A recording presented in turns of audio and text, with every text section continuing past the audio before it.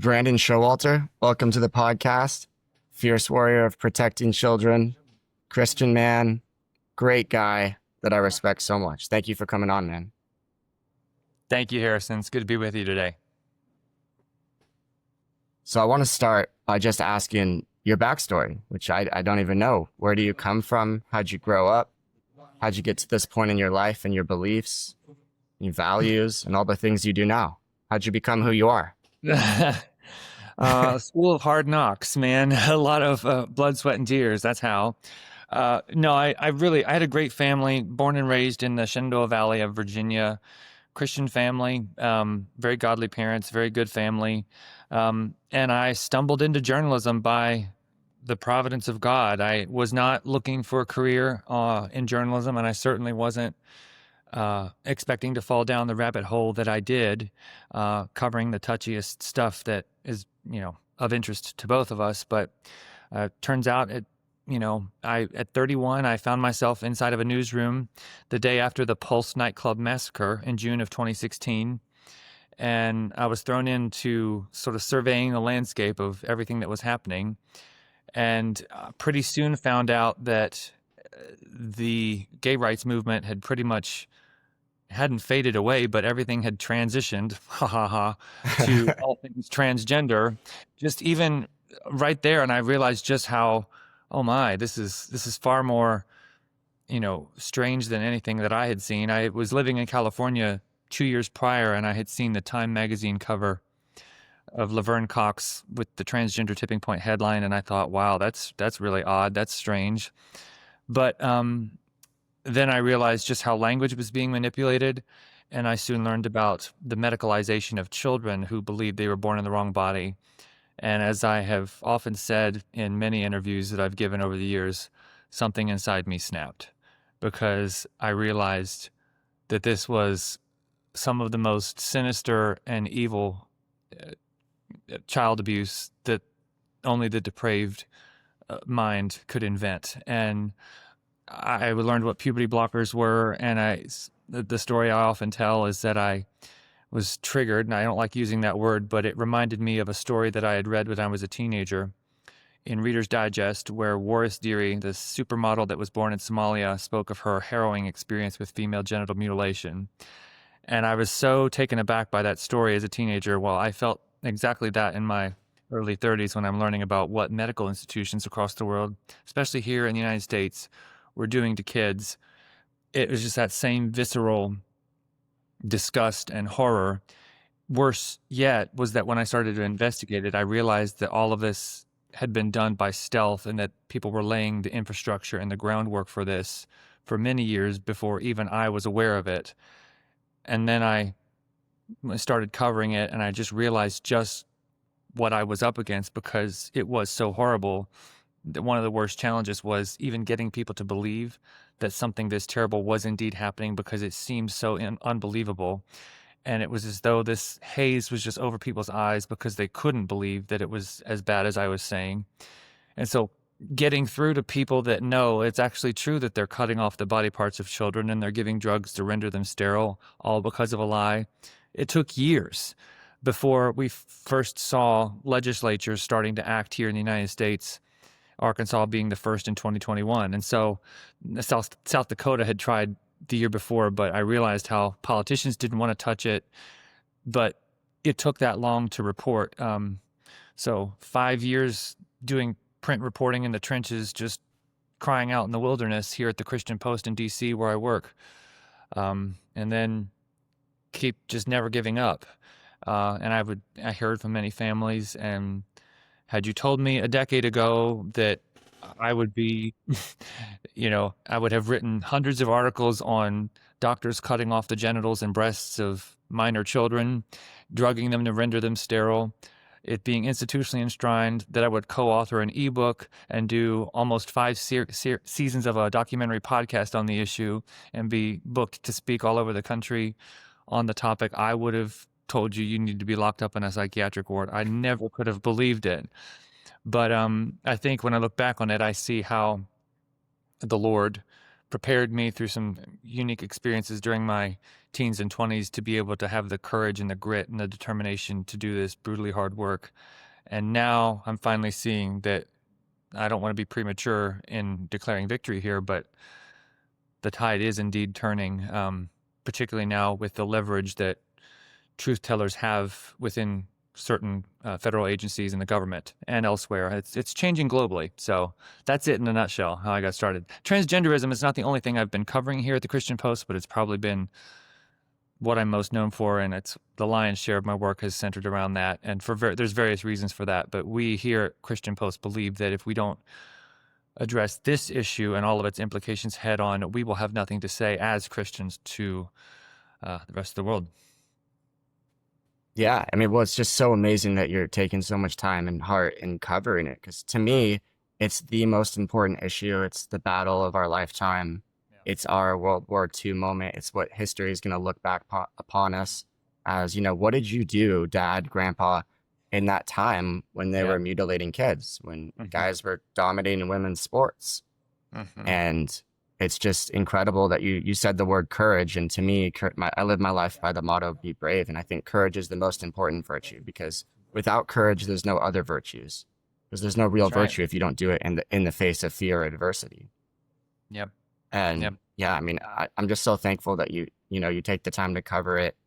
And I'm curious, like you mentioned, something I notice very often is there's this cognitive dissonance that when you tell a normie, I'll call them, about how serious this is, a kid's body parts being cut off, it's just one example. There's many, but they can't even believe it because that is so unfathomable. Now, I'm curious how you think we best get through to those people, and also where you find your courage, and what your docu-series is called. You didn't give us the name. Yeah, sure. I think the best way to continue, the best way to reach those people who still struggle to believe it.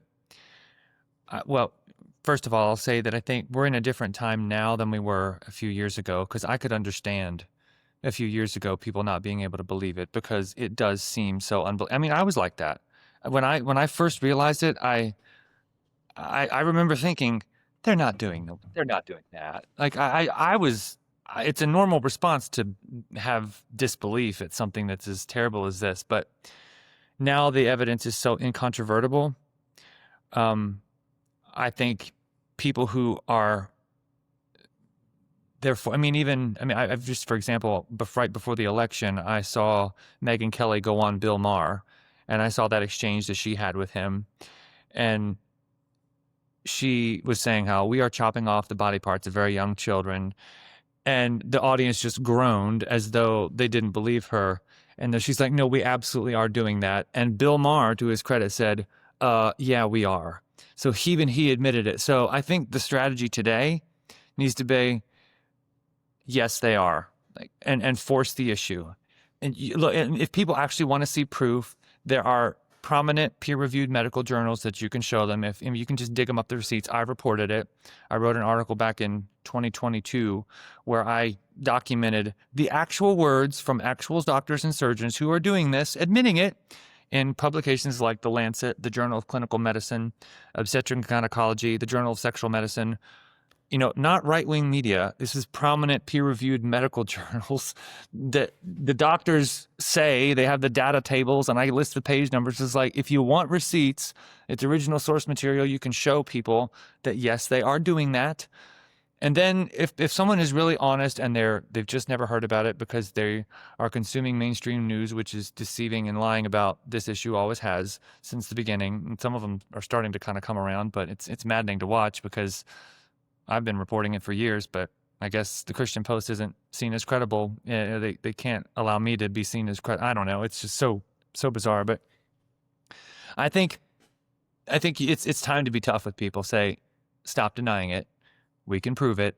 There's data from the Do No Harm database where they've documented, insurance record analyses, and they've tracked it. The American Society of Plastic Surgeons is documenting how many of these surgeries take place, and there's plain as day evidence out there to show people that it is happening. And so to me right now, it seems if people don't want to believe it now, they're being willfully blind to it. And so you'll have to gauge how you communicate with people based on whether or not you think someone is genuinely curious about the scope of how much it's happening, or whether they're just suppressing their own conscience. The title of our documentary podcast series is called Generation Indoctrination. Inside the Transgender Battle is the tagline, the subtitle. I And if you love go that to it rhymes. yeah. GenerationIndoctrination.com is the Christian Post's landing page for it, but you can go on Spotify or anywhere you get your podcasts. All major platforms has it. And as to where I find the courage to do it, well, I just have to anchor it in my faith, because I'll tell you a story that crystallizes this. It was probably a month and a half after I started as a reporter, just after I completed my trial period, and they hired me full time. And the senior managing editor walked into a room and he said, "We need a reporter to write on all of these bills that are being considered in some states and cities, which prohibited counseling options, prohibiting counseling options for those against so-called conversion therapy." And I remember thinking at the time, actually, let me stop there and say, I didn't know that those laws were applying to gender transitions. I knew that if someone was, let's say they're Christian and they have Orthodox Christian sexual ethics, and they were, experiencing unwanted same-sex attractions or whatever, and they wanted to talk to a pastor or a counselor about that I knew about that aspect of it. I did not know that that you couldn't counsel somebody who was dysphoric about their body, and that the only counseling that would be allowed would be to affirm them as a discordant sex. Like that was I didn't know that at the time that was how laws were being proposed around that. I would soon find out as I was looking into it. But when that story angle was proposed by the senior managing editor, I remember thinking, oh, I just started as a journalist. Do I want to take on the touchiest of the touchy topic like that? Is that going to impede my career? Is that going to, eliminate future opportunities if I tackle something so, controversial? And as I walked across the newsroom, I remember it as clear as day. I heard that unmistakable, still small voice of the Holy Spirit say, "Are you ashamed of the gospel?" And I remember thinking to myself, no. And then I heard that still small voice again say, "Then go tell your senior editor that you'll write the article." And so I did. And that was kind of how I started falling down the rabbit hole and started to cover what I believe is one of the worst child abuse and medical scandals that the world has ever seen. But it just starts, I think, the courage just starts with saying yes to God when he calls you to do something hard, even if you know it might cost you. And so that's kind of where it all lands for me. That's an epic story, man. Thank you for sharing it. It definitely Yeah. gives hope. I feel so much hope right now. There's this massive momentum we have on, fighting this gender ideology, on pushing back. I just feel it everywhere I go. I live in the Bay Area in California, and I don't know anyone that supports it. It just seems like everyone I talk to, even they'll tell me they're a liberal, but they just think it's so insane that they're doing that to kids, and that guys are in girls' sports. It's just everywhere I go, we have this strong sense of, winning. We obviously have to keep fighting and speaking up and being brave, and more people need to speak up, not just you and me. It has to be like, if everyone just said what they truly believe, this would be over, like overnight. But too many people are, scared. Yeah. And that's too bad. But I wonder what you think the reason is for this sort of momentum and hope that it seems to be happening so strongly in our country. And if you think that perhaps Trump's executive orders regarding these things had anything to do with it, or what you think about them in general. Yeah, I think that there is a lot of hope, and I think that it does represent something profound, because one of the things that I have always believed about gender ideology is that it's so blatantly a lie. It's like an existential epistemological crisis, because if the powers that be can persuade you to accept something so obviously false, they can do all manner of tyrannical things to you. And so, George Orwell, I mean, it really, Orwell or Huxley, I mean, however you want Huxley, yeah. to classify it, it's just so, the lie is so huge and so far reaching that to see people rise up, I mean, just as one data point, and regardless of what people listening are Republican or Democrat, I was not at all surprised to see that in the post-mortem, post-election analysis that the Democratic side did, transgender issues, Kamala Harris's support for them was the number one election loser in the swing states by 28 points, the highest issue. Her attention to those issues was 28 points against her in the swing states. I mean, and so the question is, people were talking about the border and the economy and inflation and other things, and there was a lot that was going on in the 2024 cycle.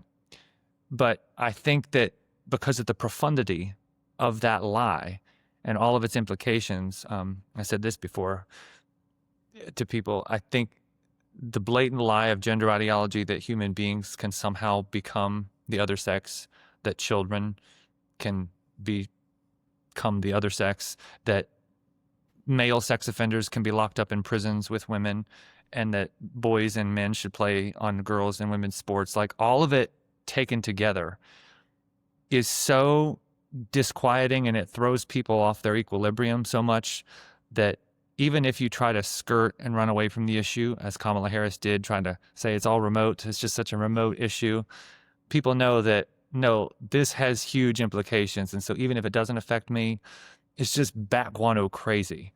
If people are willing to go along with something so insane, what does that say about their judgment? Because they see, the public ceased to see the issue as affecting only a few people, because I think there was enough stories out there about detransitioners, about the sports, about the prisoners, they saw how it affected so many realms of different cultures, of culture and society, that they realized that this is bigger and this matters more than what people were previously able to do, and just kind of cast it off to the side as this tiny thing affecting a tiny number of people. They saw how profound the lie was and what it could mean. And so that really does give hope, and it should inspire other truth tellers who maybe they think that they are up against seemingly insurmountable odds in big institutions, but if you tell the truth, it has power, and it eventually does puncture the narratives. There's a breach in the wall, and people can see it for what it really is. With respect to the executive orders, it is absolutely huge to have leverage in the federal government now, because it's a stark contrast to the Biden administration, which was throwing gasoline on an already raging inferno of gender ideology saturating all of our cultural institutions. So now to have federal agencies like the Department of Justice and the Department of Health and Human Services and some others who are taking active steps against it in some meaningful ways, as your listeners probably know, the Justice Department has filed a civil lawsuit against the state of Maine Department of Education because they've allowed boys into girls' sports up there. And there's a number of other actions that are happening now that are forcing the issue, and then they'll have legal precedent. And so it's kind of taking the wind out of the sails of the transgender industry. There's going to be more coming that I can't say on right now because it's my sources I'm sworn to confidentiality, but by the time this airs, you will see some meaningful action coming out of Washington, D.C. And even right before, I will say, before Trump took office, the House of Representatives was able to strip out any funding from the militaries, like the children who are of military personnel. They stopped covering that medicalization. That was stripped out. Speaker Johnson stripped that out of the budget, and even Biden signed it. And so they were able to at least save those kids from being harmed with money from our tax dollars. And so there have been some steps already. So it's good. But I would also caution those who are listening who think that, well, okay, the federal government's moving against this.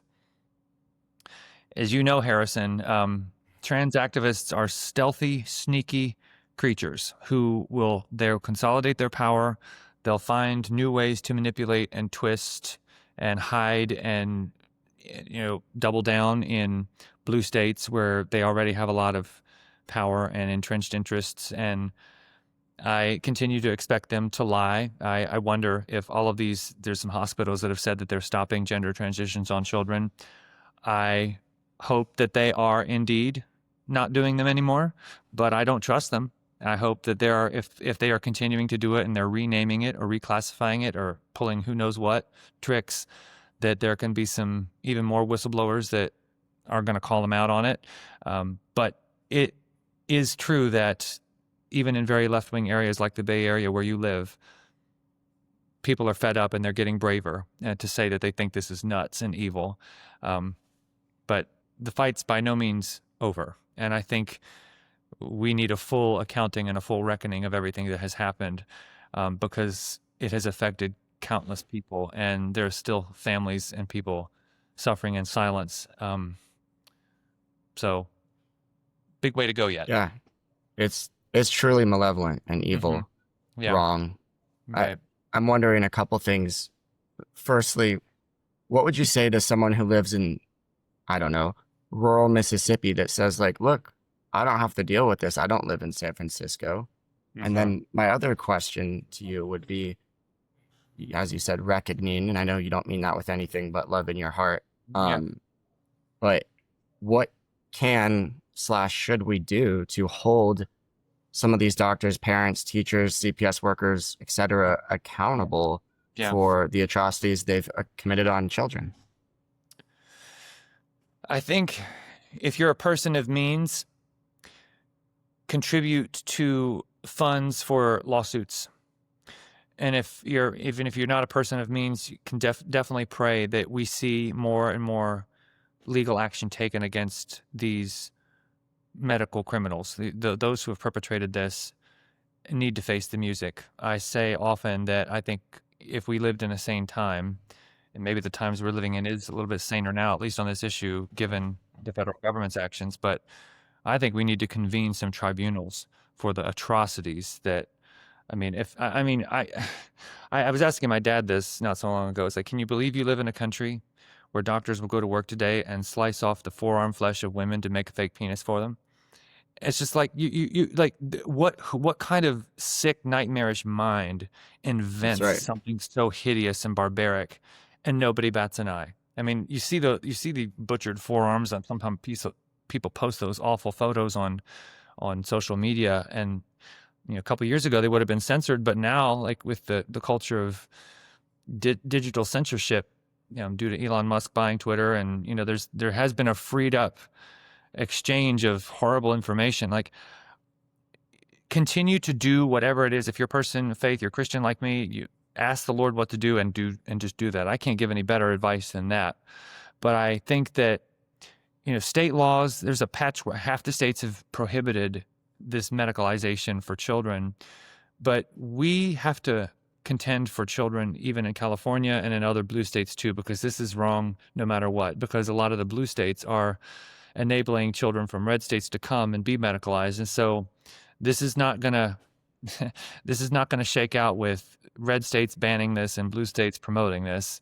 I think what needs to take the industry down is legal action and lawsuits against those who are doing this. And when it becomes too financially cost prohibitive to do it, it will stop.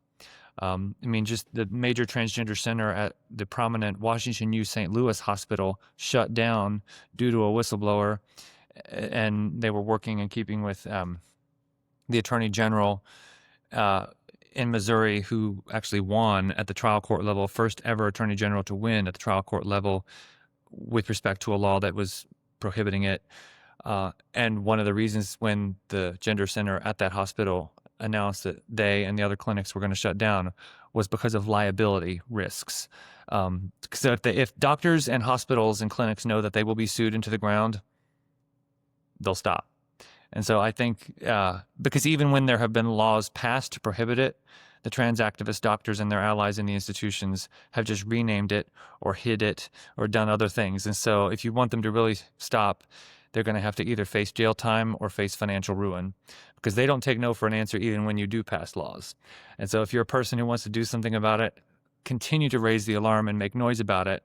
But I would also say concentrate efforts on helping people, detransitioners and other families that have been harmed, to be sued, because that's what it's going to have to take. And hopefully, along with those efforts and what's happening here at the federal level, we will soon see an end to this sordid chapter in history. And the history needs to be remembered because of how many people suffered so brutally. It's a suffering that shatters and shreds people like no other, as you well know. Yeah, I genuinely believe these people need to be held accountable, financially as well as even criminally. Yeah. Personally would like to see that. I think it's that wrong. Yeah. Yeah, it tears apart families, it sterilizes kids for life, takes away their ability to make life themselves. And it's just so heartbreaking. And something you mentioned was detransitioners who are so amazing and vulnerable and brave, the Chloe Coles and Laura Becker, all these people. I remember we were in DC at this Heritage Foundation, against gender ideology summit, you and me. And there was a lot of detransitioners there, which was awesome, telling their stories. And I remember another thing was you gave this speech, Brandon, and I just remember it impacted me so much. I remember just sitting there and you gave this speech, and as far as I know, you don't even have a son like I do. Yeah. And just seeing how much you cared so genuinely. Yeah. I mean, I don't know, it meant the world to me, man. I felt it so much. And I'm curious, what you think about the detransitioners aspect in this, and also just how do you care so deeply and know so try to explore for us in some sense of how it matters to you so much, because that was incredible, man. Like, I get chills up my spine even thinking about it. I hope you know that. I really respect you. Yeah, I appreciate that. I think what I can say why I care about it is that you just have to listen to your conscience when, like I said, when we were chatting a moment ago about when I first learned of that story of, Waris Deary and the supermodel who had her genitals mutilated when she was a kid, the visceral horror that I felt, and that I've always loved children. I'm a single man, don't have any kids myself, but when people see children getting hurt, that's just the worst. Could you tell us that story for people that aren't familiar? About the Waris Deary story? Yeah. Well, it's in Reader's Digest. If that's okay. Yeah, it's in Reader's Digest. It was I was 14 or 15 years old, so I think it might have been 1999. I don't know the exact episode, but it's a cover story, and it was about her experience growing up in Somalia, and throughout the Middle East and that region of the world, they mutilate girls' genitals to control them. They cut the clitoris off, and it's just brutal, barbaric. I didn't even know that kind of thing existed, and so I was raised kind of in a sheltered, countryside of Virginia, farm, sheltered life. And so I knew about evil in the world, but for some reason that story stayed with me. And for 2 or 3 days after I read it, I was just, how is this kind of bizarre wickedness a thing where you cut a girl's genitals? Like, I just couldn't believe it. And it was just so awful. And so that memory was jogged for me when I learned that they were giving kids drugs to sterilize them, and that this is the United States of America. It's not Somalia. It's not the Middle East. This is a supposedly sophisticated, educated, Western world with Judeo-Christian morals and ethics permeating our society. We don't do this kind of thing. Oh, but we do, because the LGBTQ mafia now, runs our institutions. And so I just knew that I couldn't look away, and I wouldn't look away. And I was convicted by the Lord to just keep going. And then what made it worse was just parents started to call me, and they would fall apart on the phone. And I had some of those moms in my house for dinner, and I would just see the exhaustion on their faces as they were just trying to hold their families together. And it's just, you can't help but suffer with them when they invite you into their misery and no one else will listen. And they finally find a friendly voice, and they're just devastated beyond belief. And it's compounded by the fact that all of the institutions that are supposed to help them are actually actively harming them further. And so you're the only lifeline. You and a few other people they've managed to find after scouring the internet and deep into Google. And so the suffering is otherworldly. And if you got half a pulse, you can't help but have true compassion, which the word compassion means with suffering.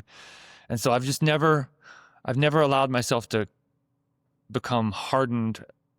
I mean, against that. If you become so used to it and you just become cynical and jaded and it doesn't move you, I think that's when you know that the evil has won, because you're just numb to it. And I just have never allowed myself to become numb. And the suffering is so fresh. And then years later, you meet other people. The victims keep piling up, and then there's not very many of us in the trenches who are contending against this journalistically, and so they find you, and there's now networks of thousands of parents, and it became so bad at one point where I was getting all these messages and phone calls and emails where I finally just had to say, I'm sorry. As much as I want to help, here, let me send you this direction. I made a list of resources. Here's what you can get started. Here's how you can read. Here's some other online groups. And here's some documentaries you can watch. And this will get you started, because they have fallen down a nightmarish rabbit hole themselves, and it's their own kid at stake. And so I think the compassion that I have for parents is that I know there's so many out there that are suffering in silence. And I see their faces every night before I go to sleep. So I don't know. That's kind of the long short of it. But I think also it's just that I hate injustice so much, and to see how multifaceted the injustice is. The worst is the harm to children. But you hear about, I was told that California female inmates were praying and fasting for me in the Christian Post, because they're locked up with males pretending to be women. Some of them are rapists and violent criminals, and they have to share their prison quarters with them. And, they don't have a voice. They're incarcerated. They have nowhere else to go. And it's just, there's not a single area of life where this won't touch and turn it to ash. And so if no one stands up against it, it will take over our society, and people will be wondering what happened. And so, I mean, it was just, that's kind of it. But that speech that I gave at the Heritage Foundation that you saw, I just wanted to try to capture what it's been like all of these years and where we are in this moment, because I've got patches of gray in my hair now. You can't see it, but it's just like, it does test you, let me tell you. And I think there are some fights that are just worth fighting. And I just wouldn't have it on my conscience to stay quiet about it. I feel the same way. I feel an absolute duty to stand up and do something about it. And I just hope more people will do it before it comes to their door, because it's coming to everyone's door. Yeah. You mentioned talking to people. I talk to other parents, especially dads, all the time. Yeah. I mean, just today it's in rural Mississippi too. It's in rural Mississippi. Yep, you don't think it's everywhere. Is. It's high there. It may be worse in the Bay Area of San Francisco, but people are being affected by this in places you would never expect. And they can, even just online, so it doesn't matter where you are. It doesn't matter. I was at jiu-jitsu last night. I met a guy who I hadn't seen in there before, of course. He was like, do I know you from somewhere? I was like, I don't think so.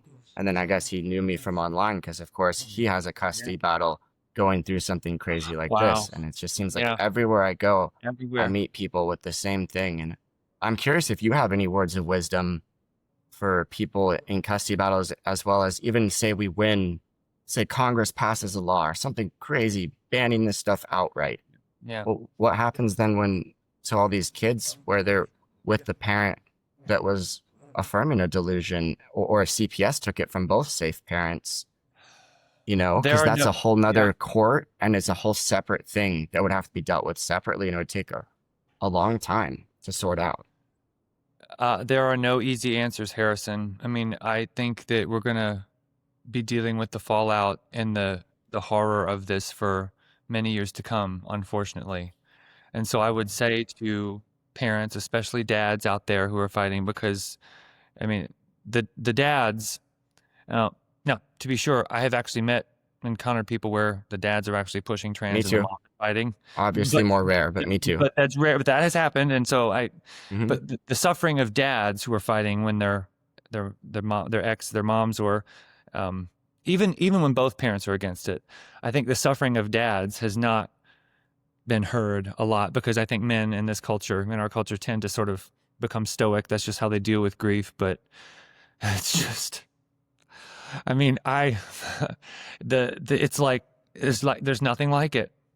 It tears you apart at the cellular level. I mean, people don't realize how viscerally terrible what this does to a man when his own son or daughter wants to tear apart their bodies, and it's the end of their lineage. If they become sterile, they will never have grandkids. I mean, there's so many layers generationally and psychologically what this does to a father who watches his child.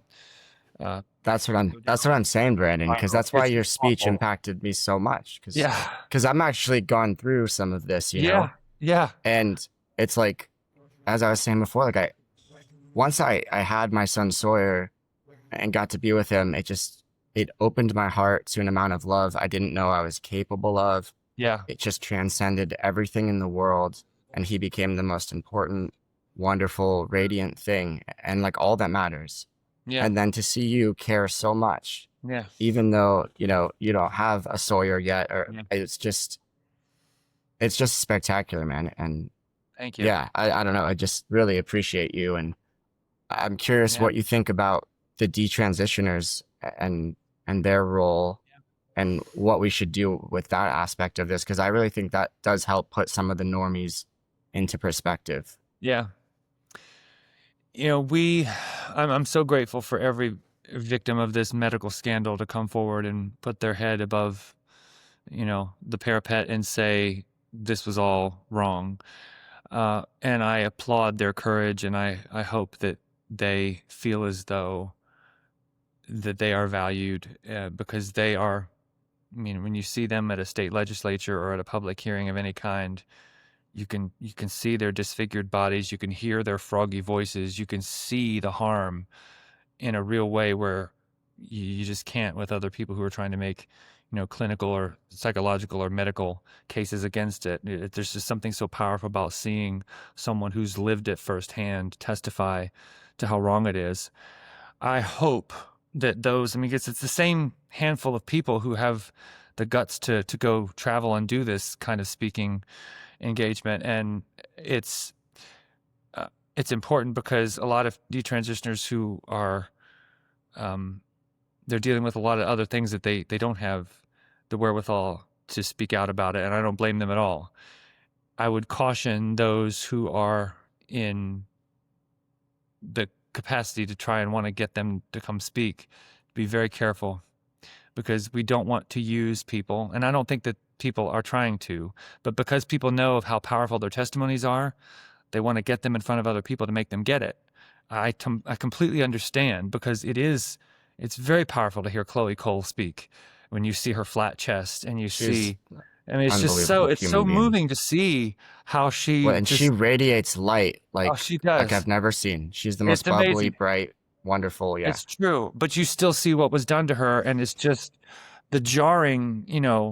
It's so jarring to do that. But they're still very fragile. A lot of those detransitioners are, because they were vulnerable when they were lured into this medicalization. And I think a lot of them are still recovering. And so the last thing that we need as truth tellers is to overextend them in any way, because yes, they can be powerful voices for truth, but, and I'm not trying to say that they're just these fragile, brittle people who can't handle pressure, but it's good to be cautious about these things, because I just think we got to be careful. But no, I am really grateful for all of their contributions, because they showcase what's happening like no one else can. Yeah, they absolutely do. It's just they're, that amount of vulnerability is just something that really affects people. Yeah, for sure. When they hear it. Yeah. I'm curious, Brandon, what you think about this Skermeti Supreme Court case and how that could potentially impact everything going on. I was glad to see that all of the even left-wing, papers, that their take on what the oral arguments were is that the justices seemed inclined to allow Tennessee's law to stand, because that's Scrimetti is the Didn't some last of name the of the left-wing judges give some pretty crazy statements, or am I misremembering oh, that? yeah, they did, and they Yeah. compared, Justice Jackson compared blockers, hormones, the medical practices to interracial marriage from the bench, which was just insane. I Um, I just don't even understand that I just know, logically in and any way. It's such a no, jump. and Justice Sotomayor was saying awful things like this is making like a haircut or I mean, it was just unbelievable to see the ideological capture all the way to the top. Kagan, I think, I don't remember what she said, but the conservative justices, even Justice Roberts, I thought one of the most telling moments was that he reminded the court that none of the justices were doctors. And so I think what that may have been signaling was that, and Justice Kavanaugh said as much too, is that this is a complex issue that states can debate, and some of these legislators who make these laws are in fact doctors, whereas the justices of the Supreme Court's a bunch of lawyers. And so, and the legal argument that was made was that they needed strict scrutiny. It was a 14th Amendment case. And so whether or not the transgender status, quote unquote, of a child constituted, sex discrimination under the provision of the Constitution that was being challenged. As we both know, there's not a there because you can't change your sex. And so this amorphous concept of a gender identity apart from their sex. Justice Alito asked the ACLU attorney who was going against Tennessee, is like, is this immutable or not? Can you change one way or the other? And they basically said yes. But, well, if you need strict scrutiny under the law, it has to be an immutable trait. And so it kind of blew apart their argument. And so I anticipate, I'm cautiously hopeful that we have at least 5 votes to allow Tennessee's law to stand. And just the question is, how strong will the ruling be? But in my estimation, a win is a win, and it's a blow against the trans industry. And I think it's going to discourage other, lawsuits in favor of transgenderism from going forward. It'll sort of freeze out those efforts. And I saw a lawyer that I know tweet a thread the other day, which hinted at the possibility that even the ACLU, which has been the main legal organization filing lawsuits on behalf of transgender causes, that they are sort of repositioning and retooling their messaging, because this lawyer thinks that they are anticipating an unfavorable result.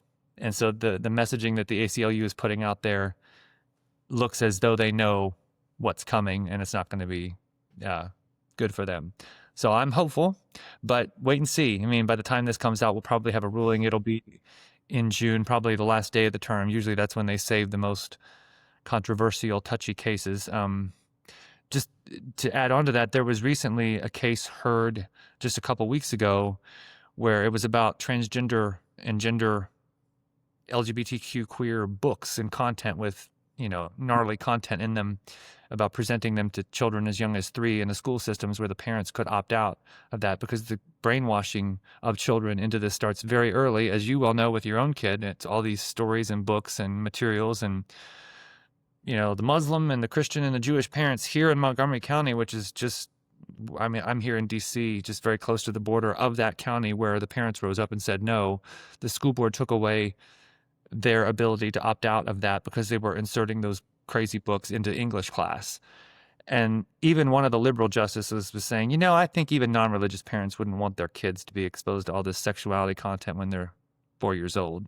And the other Justice Gorsuch was talking about bondage and drag queens and leather and all this crap. And it's just so, Yeah. on many sort of fronts, those who are pushing this kind of moral filth are getting checked, and it's about doggone time. And so those 2 cases at the Supreme Court, I think, could very well be a 1-2 punch, let's hope, against the people in high places intent on harming children.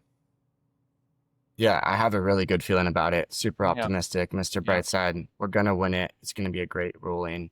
yeah, If I'm not mistaken, there was a ruling in California and Sanitas, I want to say, yeah, even saying that parents had the right to opt out of some of these yeah. weird books, etc., which super, There grateful to was, see but in a there's been state some like other court, this. yeah, there's been some other court rulings that haven't been in favor. I think the First Circuit, the appellate court that covers New England, said that parents objecting to social transition of their kids is not, parents don't have the right. It's so there's, I don't know if you'd call it a split circuit, but the courts are not all on the same page. There was a good ruling about single sex bathrooms out of the 11th Circuit, which covers Alabama, Florida, and Georgia. So it's all being worked out throughout the judiciary. So for the Supreme Court to take some decisive stands on a lot of this would be a much welcome change. Yeah. You Yeah. said something about when you're referring to the Scarametti case, one of the justices saying, no one in here is a doctor. Do you Yeah. need to be a doctor to tell the obvious difference between boys and girls? Because when my son was 1, 2 years old, he Yeah. could tell me every single person what they truly were, even if it Yeah. was a cartoon character, with 100% accuracy. Yeah. I think, well, the point, if I'm not mistaken, that was Justice, like I said, it was Chief Justice Roberts who said that comment that they weren't doctors. And I mean, the function of a state government, whether at a blue state or a red state or a purple state governments have the right to make regulations about medicine and about certain practices. And so when you have the issues of minors giving consent to certain things, that's a legitimate question of government. So, I mean, yeah, we don't need to have a medical degree to determine the difference between male and female. But if the question is about the clinical evidence and best practices for a condition that, there's a lot of debate about whether or not gender dysphoria is even a good psychiatric diagnosis, or is that just a indoctrination process? I mean, I don't doubt that there are some children that are very confused, but do they have gender dysphoria, or are they just dealing with trauma from sexual assault, and their psychiatric comorbidity is that they are confused? Is it an actual condition that should receive billing codes and insurance, repayments and all that? That's a whole nother debate. But I it think many of does. them are just, going through puberty and uncomfortable in Yeah, their right. body. I'm curious, But like the amount that it's jumped up, I'd call oh it a yeah, societal contagion, is yeah, unlike anything we've ever seen. And for I'm sure. wondering why you think that is and how anyone couldn't see that as clear as day. I mean, we're talking, I've talked to teachers who are like, oh, I teach in the Bay Area, and like half my class is Yeah, transgender, that's which not some of organic. them are non-binary and all these weird things, but Yeah, like, what? yeah, yeah. It's it is absolutely social engineering and indoctrination. I think some of that, and it spreads via social contagion, but none of that would be happening, certain to the level that it is, without powerful people with big money and institutions behind them indoctrinating from the top down to produce this kind of outcome. And when you consider schools, social media, online, gaming, popular culture, movies, books, like it's a concerted effort everywhere to confuse children and vulnerable young people very deliberately. And so, no, it's not organic, because this wasn't this wasn't a thing 10, 15 years ago. You didn't see these humongous numbers. In the midst of all of these vast numbers, are there some people who are genuinely confused? Again, perhaps because of some other mental health conditions or sexual trauma or some kind of other factor. Yeah, there are a few. Even so, it still doesn't justify the wildly unethical medical practices that have been developed for this, which first started in the Netherlands and then migrated across the Atlantic. First gender clinic opened here, pediatric gender center in Boston, and then exploded like a wildfire. I mean, the history of all of this is just pretty insane. Um, so, no, there's none of this is organic, and I think people are finally seeing this for what it is, and it has caused existential crises in the lives of a lot of people, and it's caused people to rethink everything that they thought they knew and believed.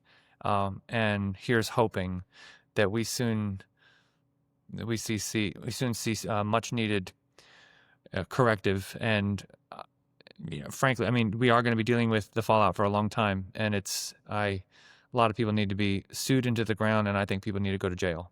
That's if I had my I'm druthers, with that's you. what I'd say. Yeah. Yeah. I mean, is there any other medical thing you can think of where doctors or psychologists, their first thing they do is jump to affirm something that's not true? Like, just say I had a daughter and she was anorexic. Would it be smart to Yeah. tell her, like, yeah, you're looking kind of fat, even though your daughter's tiny. Don't eat dinner tonight. Or if my son's like, hey, I'm Spider-Man, we don't go to, I don't know, tallest building we can find downtown and be like, all right, let's swing off, Spidey. Yeah. I mean, There's nothing like I'm this. trying to understand. Yeah. No, there's And, nothing like this. And and I say it's one of the worst medical scandals of all time, and it's unlike lobotomies or thalidomide or opioids or anything in recent memory. like, it's worse, It's worse, and here's correct? why. Because there's a psychological conditioning that happens concurrent with the unethical medical practices, because there's no other medical scandal that I know of where a young person's identity is wrapped up into it. Like, being medicalized is part of this coming to this sense of who you are. I don't think we've ever seen a medical scandal like that. There's no lobotomy identity or, opioid identity, or, I mean, there at least they were purporting to go after a real condition. Opioids are trying to lessen your pain. Lobotomy, you're going to cure schizophrenia. With gender medicine, quote unquote, yeah, maybe the medical condition is some kind of a confusion, but along with that, it's like, I need to be my most authentic self. This concept of selfhood was infused into the treatment protocol. That's what's unique about this, and that's what's maddening about it. My next question for you, Brandon, is going to be, why do you think the people that are pushing this stuff do it? Are these people true believers? Do they have a deeper agenda? What do you think their why is? Because I do think it's a very small minority, honestly, maybe like 5% of the country, in my opinion, believe this stuff, but they believe it wholeheartedly, or at least pretend they do, and they push it very hard. So I'm curious if you Yeah. have an answer or theory to their why. We know our why. You and me why is because there's only men and women, boys and girls. God created them perfectly the way they are, and we have a duty to protect them. It's really simple. Yeah. Yeah. What's their why? There's for the clinicians and the doctors, I will say that I think some of them are, and surgeons especially, some of those people who are doing this are in those fields, and they are sociopaths. And when you see, for example, Dr. Sive Gallagher on Instagram, who's broadcasting the young people that she's butchered with their scars across their chests, and you see that glare in her eyes, and that sick glare in her eyes, and she's like holding these young people up as trophies. Or you see Giancarlo McEvanu up in Canada holding up 2 buckets of breast tissue and broadcasting, vats of blood Isn't next that a to him. HIPAA violation? Well, Obviously, it's I don't know what the laws disgusting, are. but Yeah, it's disgusting, but I think Americans, because we've lived in a time of relative peace and prosperity, very few of them have had to reckon with the reality of radical evil. And you can't face the gender industry without coming face to face with depravity as a real life reality. That there are people that are so committed to wickedness that they have suppressed all conscience of any kind, that they've just completely abandoned all pretense of biomedical ethics in order to cut physically healthy body parts off of children. What kind of, just say that 10 years ago and tell me that doesn't disturb. So at some level, Harrison, I think the only explanation for why is that they are evil and that they have sold their souls to some depraved wickedness. Other people, especially the surgeons. I think there are some doctors that, especially if they're not anchored to any sort of, God-oriented worldview, or they don't have any sort of fundamental moral integrity. They just kind of go along with what seems to be professional and the guidelines. And I mean, I interviewed some endocrinologists. I remember in 2018, I was saying, what's going on here? Like, why aren't more doctors speaking out if they don't think? And the endocrinologist, one of them that was speaking out, said a lot of doctors, they're just so busy practicing medicine, they're not up to speed on the literature. And so if you get a formal stamp of approval from your endocrinology journal or your society, your professional society, saying, yeah, we've studied this is the best way, they'll just, oh, okay, they'll just sort of, it seems like it's got this professional intelligent veneer on it. They'll just not really give it any thought. And they're busy, they're living their lives. Most doctors aren't activists, and so they're just wanting to do their jobs, practice medicine, and live their lives. And or But many of them are allowing this to happen, and they swore an oath to do no harm. This is obviously doing harm. But if I recall correctly, right? They're not. Some of them aren't actually. The Hippocratic Oath isn't really an ethos that permeates the medical system anymore, and it especially if they're in a corporate setting, a hospital system like Kaiser, or it's right. all about money, and it's they're afraid, and they've got their gender and DEI boards, and their human resources will call them in for violating whatever policy if they dare to speak out. And you don't even have to take medical ethics. I didn't know this. I don't know if you've ever met my friend Jennifer Law, but she's a bioethicist, and it's like there's a lot of people. I mean, doctors don't have to take biomedical ethics in medical school if they do not want to. And, that actually might be a good thing, because if the people teaching medical ethics are teaching bad ethics, you don't want them to take medical ethics. But you don't have to take those, courses about why we treat the body in the way that we do, because those questions aren't being asked. I mean, it's all either utilitarian or in the interests of meeting the bottom line of the medical conglomerate that runs your hospital. It's just there's those ethical considerations. But they have some ethics still, because a 25-year-old woman goes in, right. They won't tie her tubes for her because of ethics. Right. They won't chop your hand off because you say, I identify as a handless person. Right. They will not do that.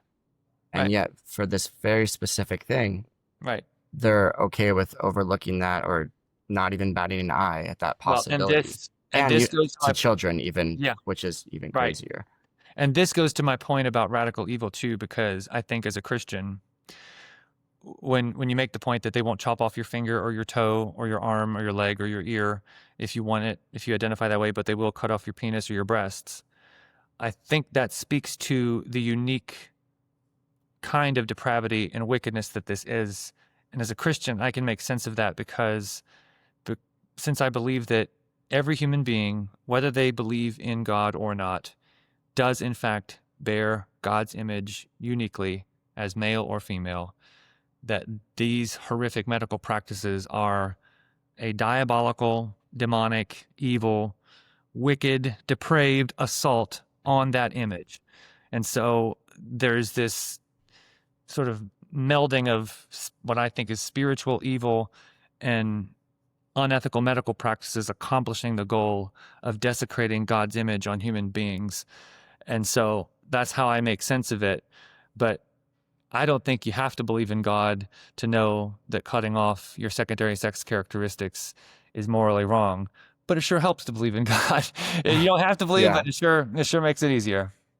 Yeah, and I would concur, that you should be able to tell that that's morally wrong either way. Either way. And I'm wondering, did you see that undercover, I believe it was live action phone call? Mm-hmm. Yeah, where I don't remember if the girl pretended she was 15 or 16, and I believe it called in, and Planned Parenthood said that they would give her testosterone same day, even from a Zoom visit, I believe, without telling her parents.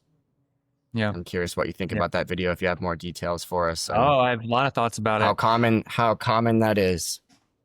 It was not at all a surprise, and I'll tell you why. First of all, Planned Parenthood is a sordid organization anyway. They've been doing all kinds of wicked things for years. And when I found out they were in on the gender transition business, it really wasn't a surprise at all, because of how much death and destruction they promote anyway. But a couple years ago, I called Planned Parenthood myself after a mother came to me saying that her 18-year-old daughter with a developmental delay had gone in there and gotten testosterone just without any checks at all. I mean, they were on the spot. She was given testosterone. And so she wanted to see, this mom in her 50s wanted to see how easy it would be for her to declare herself. I couldn't even get it. You know, if I was playing a sport or if I just Right. wanted it, they would just say, no, you're too young for that. Right. And so she went in there to claim to be trans. They took her blood pressure and a blood sample, filled out an informed consent document with some, but not all of the risks, and within 90 minutes had a prescription for a controlled substance. Easy as pie. So I followed up with a phone call to the same region for Planned Parenthood, and I inquired about hormones, and I asked the rep, I'm interested in going on hormones. Could you tell me more information? I had a friend tell me that I should probably wait because the brain doesn't stop developing until you're age 25. And I think I had told the Planned Parenthood rep I was like 21 or 22. And so I would ask questions. And the Planned Parenthood rep said to me that my friend's words about the brain sounds like a lot of smoke coming out of nowhere. I mean, the truth of the matter is the friend that I was pretending told me about the brain development. That's actually true. Your brain doesn't stop developing until your mid-20s. And so they are passing out drugs like candy. And right about the time when I wrote about that story of the mom who's in her 50s that got testosterone within 90 minutes, Abigail Schreier, the journalist, had also written about Planned Parenthood when a whistleblower who worked at the Planned Parenthood clinic came to her and said they had like a girl coming into Planned Parenthood every day to get drugs and that they never turned it down except once where they wouldn't give a guy some estrogen because he was clearly had a substance abuse problem. So they did like one time out of the month, like they turned down a person for hormones. But like it was a cash cow basically I mean, it's Congress is, I hope they finally can defund Planned Parenthood because if nothing else, even though there are some squishy Republicans who support abortion rights to some degree and they think that Planned Parenthood should still be funded, a lot of people aren't down with the gender industry either. So maybe in this budget reconciliation process, Planned Parenthood's money will finally be taken away, but we'll see. Yeah, I believe every human life is worthy of protection. Amen. Definitely more momentum against the gender ideology, and if we have to beat that first, I'm okay with it. Mm-hmm. I have a question, just in general, Brandon. Can children consent? Can they consent to anything? Like, I don't know, alcohol? Can they vote? Can they do tobacco? Can they get a tattoo? Can they have sexual intercourse? I thought children couldn't consent, but yet they are consenting to these treatments and hormones. No. And in fact, even once a kid's 12 in California and some other states, I believe they get to talk to the doctor and the parent can't be there. It's so dark and ominous when you consider all of those things because especially on the West Coast, California, Oregon, and Washington, there are various laws that enable children, minors, to consent to these treatments. And that sends a chill down my spine because that becomes eerily close to enabling some. I mean, this is horrible enough already, but when I think about the kinds of people that would manipulate and coerce children into doing really terrible things and then make it legally allowed. I mean, what I wonder, Harrison, is like if a child can consent to have their breasts removed, I mean, can they then consent to sex? Are we going to enable pederasty and pedophilia because We've seen some people try to, downplay the name and call themselves MAPS, right? MAPS. I mean, it's like it's insane. People start to say, "Oh, well, that's just a slippery slope fallacy. You're just fear mongering." It's like, well, I think slippery slopes come true all the time. First of all, I mean, it's how much more slippery does it have to be? I mean, you wouldn't have ever thought 10 years ago that 12 and 13-year-old girls would have their breasts cut off. That's true now. You would say you're a whack job, go to a psych ward. No, we have receipts. We can prove that. It's in journal articles. It's like, it is I think one of the most pernicious effects, I think, of gender ideology and the broader LGBTQ movement and sexual revolution, even broader than that, is that it has dulled our thinking. And those who were early in warning about where this could lead were not fear-mongering. They had foresight. They had genuine concerns about, if you open this door, it's going to become a lot easier to then erode the lines and the standards, the lines you're drawing in the sand. They won't hold, because then you'll get these exceptions, and it will slowly and then it'll pick up steam, and before you know it, it's not just a slippery slope. It's a thick sheet of ice that's vertical, and it's been slathered in grease, and you're sliding somewhere really horrible. And what was once unthinkable is now normal. We can't let that happen. And so We can't. yeah, when you see people lowering the age of consent for anything, I mean, a lot of states still have laws in the books saying you can't buy certain kinds of, cold medicine or spray paint in the store, but somehow you can take blockers and cross-sex hormones because you know who you are as a kid. I mean, That's a great point. it's just warped. Like, the idea that you would ever do that to a child or not have some sort of necessary safeguard in place to prevent irreversible harm is just, it goes to the core of the madness and the unique evil of this, I think. I think so too. And I'm curious what you have to say to the people that would say, but it hardly ever happens, Brandon. Well, I don't know anyone who's had that happen. is it okay to happen to one child? I mean, why is it okay to one? Absolutely not to me, but it's a good question. But I think it's also just so prevalent. The do no harm database is good, but right.